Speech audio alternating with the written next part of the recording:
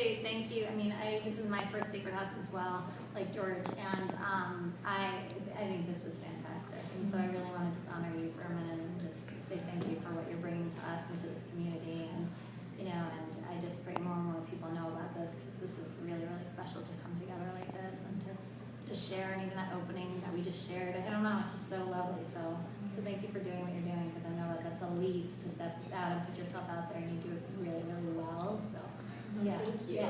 Yeah. Thanks. That means a lot. Yeah. And I'm grateful to all of you guys who come, because you make it what it is. So yeah, otherwise it's just an idea. Yeah. I mean, I never even knew about it, and it's just cool that I'm like, oh my gosh, you knew about this. Like, this is great. Like, I can't wait to tell more people. So yeah, it's cool. I think it's great that you're here too. Really awesome. Me? Yeah. And how old are you? I'm 23. Yeah, I think that's pretty stinking fantastic. Yeah, I mean, truly. I mean, at 23, I think I was, You should hear the things that this woman thinks about. Right? Yeah. It's like stuff that I didn't figure out till I was 38. The world is so fantastic, Wow. So just a little about me. I'm a personal transformation coach. That's what I do as my career and my passion in life. And I also teach yoga. And so I've been working with people for roughly 20 years now. When I started when I was 20 as a healthy lifestyle coach, and working mostly on the external. And then when I started to get into yoga I started practicing when I was 21, but I started teaching when I was in my mid to late 20s, and I started to see that there was more, and there was no disconnect from the mind and the body, and I started to get really curious, and I started to, I've been working with and studying with teachers like Carolyn Mason, Tony Robbins, and Marianne Williamson, and Louise Hay since I was about 20, so that languaging has been in me, and it's what's basically saved me a lot of my life is that kind of teaching.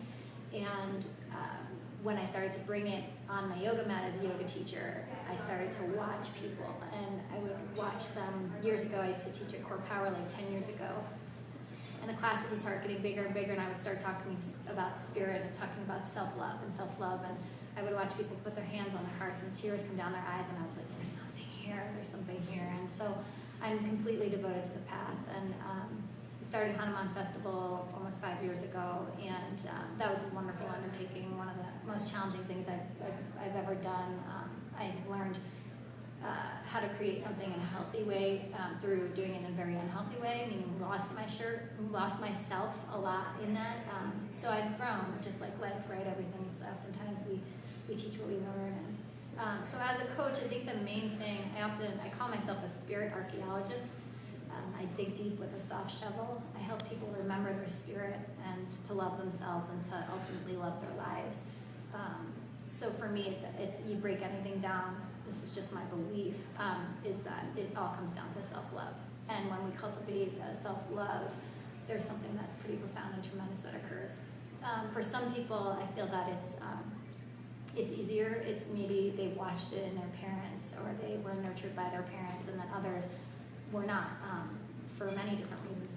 My parents were kids having kids at 19 and 20, when they had my sister, and then me at 20 and 21. So they didn't know, and they didn't have the tools, So, but I truly believe that I chose them because of where I am today and who I am today. And so the reason why I'm really excited and passionate, and I trust life so much as far as our connection and the timing, is being grounded and empowered in your spirit is something I really, really am passionate about, because I think there's so many things that are external that pull us out constantly, and even more in this day and age. I think that we live in one of the most tremendous times to ever be alive. I kind of trip out on it. I'm like, wow, we have so much available to us, especially living in the United States, And I think that at the same time, we also have the external things to pull us outside of ourselves. And how many of you, I'm just curious, are feeling like the hectic, busy anxiety kind of the holidays right now? If you could raise your hands. Okay.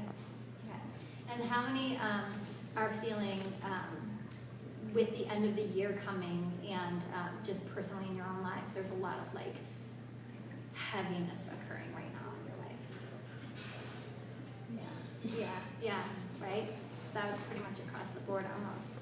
And I think it's interesting and almost, I guess, a paradox is that, we are in the darkest time in the sense of the time of year that it is, right? We're approaching solstice when it's the shadow time. It's a time to go inward.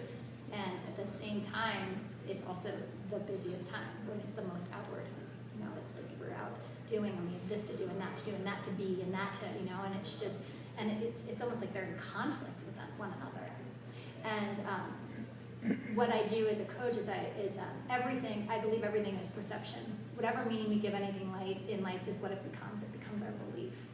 And so when we learn to shift perspective around certain things, it can change everything. And so that's why I say it's a paradox where something seems as if it's in conflict and it's actually, it complements one another, is because I feel like it's an opportune time to, as it gets busier around us and as these things we feel pulled, whether it's because of the holidays or because in our own lives things are happening and bubbling up, and maybe there's things that are ending, as we come to a closing end of the year. And for many people, even I notice in my own self, is that it can almost even cause 2014's ending.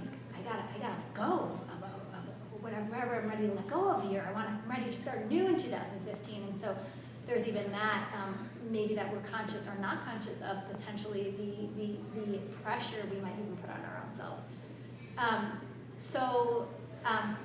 The way that I think about, can you guys relate to that at all? Totally. Okay. Okay, thank you. So the way that I think about when we start to get ungrounded is I start to think about, we start getting filled with a lot of these thoughts, and oftentimes, just like, since everything's energy, right? Energy, I'm energy, our words are energy, our thoughts are energy. And so everything resonates at a certain vibration frequency. And the way that I like to break it down with two different words, which are really just useful words, because what we have a tendency to do as humans is we label things good or bad, right or wrong. And when we step into spirit, is we start to see that things just are. And when I say spirit, that's what Lisa spoke to so beautifully. It's this energy that exists in everything and everyone, that's always available to us. And so when we can see life from a spirit perspective, we don't see things as good or bad. We just start to see them as is. And so breaking down energy into two different ways, I think of one is catabolic, so it's heavier energy. It's almost considered a negative energy if you want to label it. It's denser energy. It's feelings like overwhelm, anxiety, fear, judgment, exhaustion, and languaging that might go with that is I can't.